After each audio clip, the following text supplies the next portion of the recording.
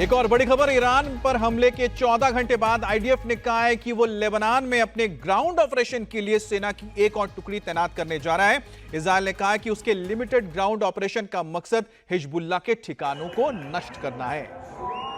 अब ईरान के missile attack के इजरायल के कदम नहीं रुक रहे हैं, बल्कि हिजबुल्लाह के खिलाफ उसका ऑपरेशन और तेज हो गया है।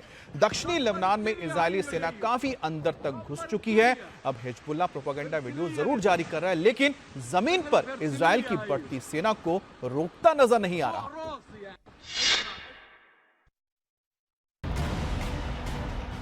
इजरायली सेना लगातार लेबनान की तरफ बढ़ रही है। इजरायल की सेना लेबनान के 48 किलोमीटर अंदर तक घुस चुकी है। इनके हमलों से डरे हिजबुल्लाह के लड़ाके इलाका छोड़कर भाग चुके हैं। थोड़ा बहुत संघर्ष लेबनानी सेना और कुछ बचे कुचे लड़ाकों के साथ हो रहा है।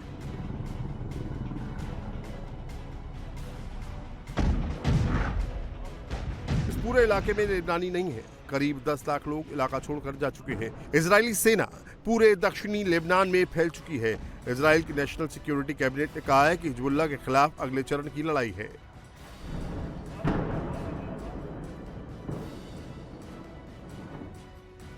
करीब 50 साल में ये चौथी बार है जब इजरायली सेना लेबनान की जमीन पर पहुंची है।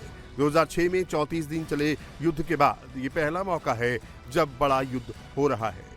इजरायली सेना इसे सीमित जमीनी ऑपरेशन कह रही है, जिसमें एयरफोर्स की मदद भी हासिल है। आसमान से बम और मिसाइल गिराकर जमीन पर फौज के लिए रास्ता साफ किया जा रहा है।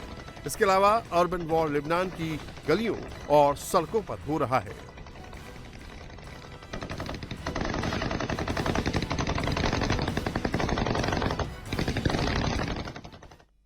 अब लेबनान के अंदर जो लड़ाई हो रही है उसमें इजरायली फोर्सेस की 98 डिवीजन के इगोस कमांडोज इस वक्त मोर्चा संभाले हुए हैं और करीब करीब 2 दर्जन गांव को कह दिया गया है कि आप खाली कर दो, वरना इसके लिए आगे जो होने जा रहा है उसके अंजाम भुगतने को तैयार है, उसकी जिम्मेदारी आईडीएफ के ऊपर नहीं होगी। बहरहाल मिडिल ईस्ट में बढ़ते तनाव के बीच चीन ने लेबनान से 200 से ज्यादा नागरिकों को निकाल लिया है। स्पेन और साउथ कोरिया ने भी अपने नागरिकों को निकालने की घोषणा कर दी है। स्पेन 350 नागरिकों को सुरक्षित वापसी के लिए गुरुवार को 2 मिलिट्री एयरक्राफ्ट भेजेगा। वहीं साउथ कोरिया के राष्ट्रपति यून सुक योल ने भी अपने मिलिट्री एयरक्राफ्ट को तैयार करने के लिए कहा है। टाइम्स ऑफ इजरायल के मुताबिक लेबनान में साउथ कोरिया के 572 नागरिक मौजूद हैं। अब लेबनान में ग्राउंड ऑपरेशन के साथ ही इजरायल एयरफोर्स लगातार हिजबुल्लाह के ठिकानों पर बम बरसा रहा है। बेरूत सहित कई इलाकों में मौजूद आर्म्स डिपो को निशाना बनाया जा रहा है। इजरायल का मैसेज बिल्कुल क्लियर है, हिजबुल्लाह के खात्मे के बाद ही उसकी लड़ाई खत्म होगी।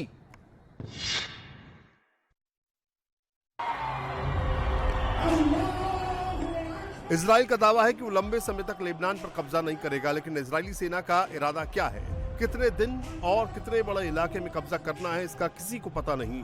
इजरायली वायुसेना लगातार बेरूत में हिजबुल्लाह के ठिकानों पर बमबारी कर रही है।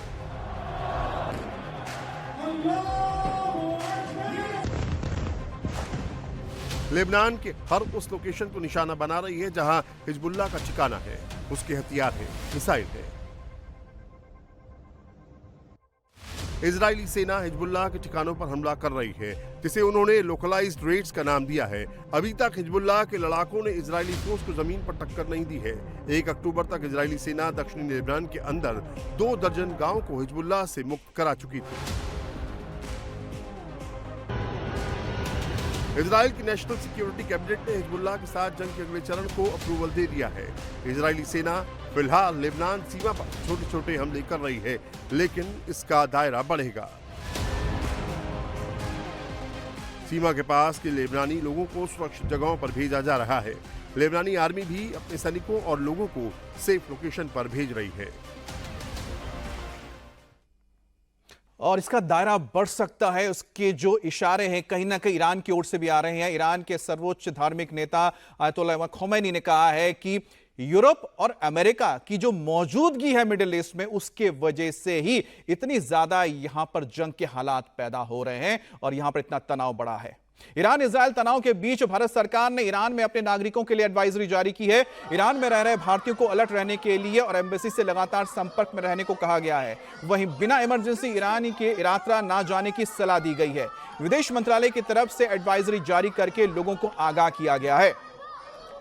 अब इजरायली सेना हिजबुल्लाह की उन सुरंगों तक पहुंच गई है जहां गाजा की सुरंगों से भी ज्यादा हथियार है। लेबनान में सुरंगों कितनी तरह फैली हुई हैं और कितना बड़ा इनका जाल है, इन सुरंगों का इस्तेमाल हिजबुल्लाह के आतंकी कैसे करते हैं, इन सभी सवालों का जवाब इस रिपोर्ट में है।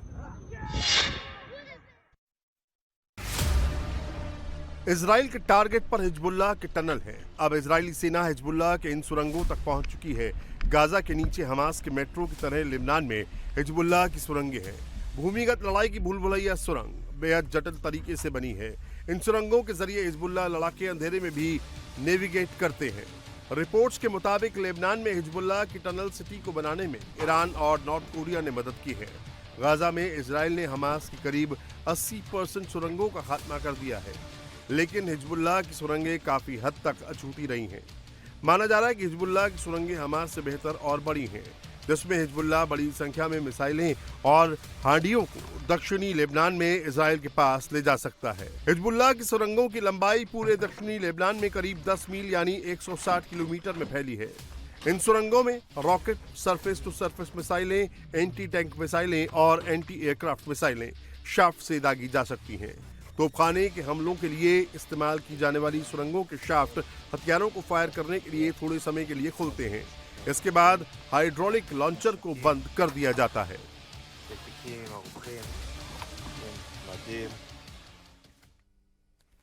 और ईरान में कल तक के लिए सभी फ्लाइट्स कैंसिल कर दी गई हैं। ये बड़ी खबर है। 3 अक्टूबर सुबह 5 बजे तक सभी फ्लाइट्स कैंसिल रहेंगी। ईरान के सिविल एविएशन ऑर्गेनाइजेशन की ओर से जानकारी दी गई है कि हालात के मद्देनजर इस वक्त तमाम फ्लाइट्स की जो ऑपरेशंस हैं उसको बंद किया जाता है। ईरान की ओर से लगातार अब सिविल एविएशन की ओर से बताया गया है कि मंगलवार की रात से लगातार ये सेवा बंद रही थी और इससे पहले बुधवार और गुरुवार तक हो सकता है कि फ्लाइट्स को यहां पर उड़ने की इजाजत ना दी जाए। अब हिजबुल्लाह को सिर्फ ईरान से मदद नहीं मिल रही है, चीन से भी हथियार मिलने के पूरे सबूत मिल रहे हैं, क्योंकि जिस तरह से हिजबुल्लाह के एक वीडियो में माइन क्लियरिंग सिस्टम नजर आता है, इसका मेक एंड मॉडल चीन का बताया जा रहा है। क्या यह चीज चीन से आई है? क्या अब चीन के हथियार और चीन के सामान हिजबुल्लाह की मदद कर रहे हैं? देखिए।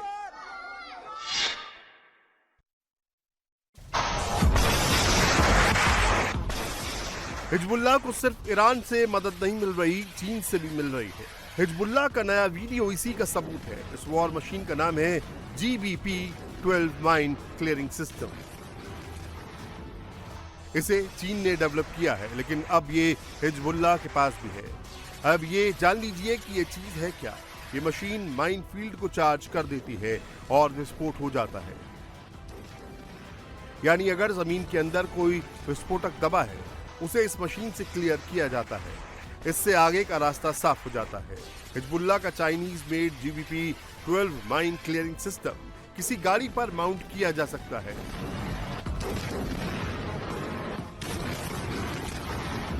हिजबुल्लाह लगातार अपनी वॉर मशीनों की ताकत दिखा रहा है, लेकिन अभी तक किसी चाइनीज हथियार की मौजूदगी सामने नहीं आई थी।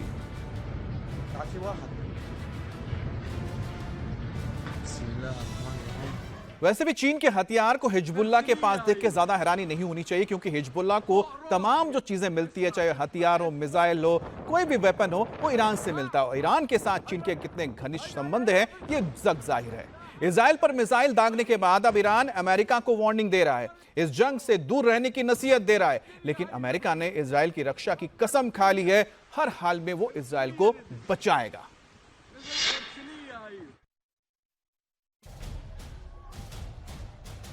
ईरानी हमले से इजराइल को बचाने के लिए सिर्फ अमेरिका ने मदद नहीं की, जॉर्डन ने भी कई ईरानी मिसाइलों को इंटरसेप्ट किया। जॉर्डन और अमेरिकी बेस से कई मिसाइलों को इजरायली एयरस्पेस में एंटर होने से पहले रोका गया। लेकिन अब जवाब देने की बारी है, जिसकी इजराइल तैयारी कर रहा है। इजराइल के विपक्षी दल के नेताओं ने भी तेहरान को करारा जवाब देने की बात कर दी है। सिर्फ ईरान ही नहीं, यमन, सीरिया, लेबनान और गाजा को भी इजराइल पूरी ताकत से जवाब देगा। इस बीच ईरान ने अमेरिका से कहा है कि आप इस वॉर में शामिल मत होइए। ईरान ने यूएस फोर्स को वार्निंग दी है, बीच में मत पड़िए। हालांकि ऐसा होता नजर नहीं आ रहा है। अमेरिका में लगातार बाइडेन मीटिंग कर रहे हैं। Before I began, I wanted to say a few words about Iran's missile attack on Israel today. نیروهای مسلح جمهوری اسلامی ایران چه در بعد دفاعی و چه در بعد آفند و تکرار این تهاجم و چندین برابر این کاملا آماده هستند. اگر رژیم صهیونیستی که به دیوانگی رسیده کنترل نشه توسط امریکا و اروپا و بخواد چنین جنایت‌هایی رو ادامه بده و یا علیه حاکمیت و تمامیت ارضی ما وارد عمل بشه، عملیات امشب با چند برابر بزرگی تکرار خواهد شد و تمام زیرساخت‌های اونها مورد اصابت قرار خواهد.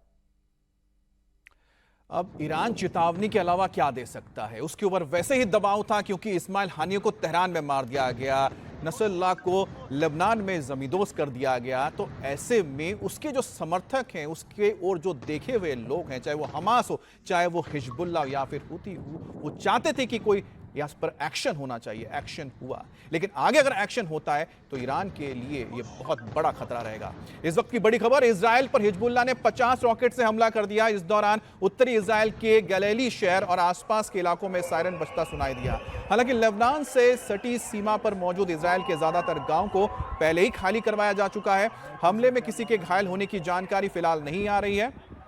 अब इजराइल के हमले में गाजा पट्टी तो पूरी तरह से तहस नहस हो चुका है, लेकिन यहां लोग जश्न मना रहे हैं। इस जश्न की वजह यही है कि मिसाइल हमला किया ईरान ने इजराइल के ऊपर, लेकिन क्या इससे इजराइल का हौसला टूटा है? ऐसा बिल्कुल नहीं लगता। गाजा से लेबनान तक इजराइल का एक्शन अब भी जारी है।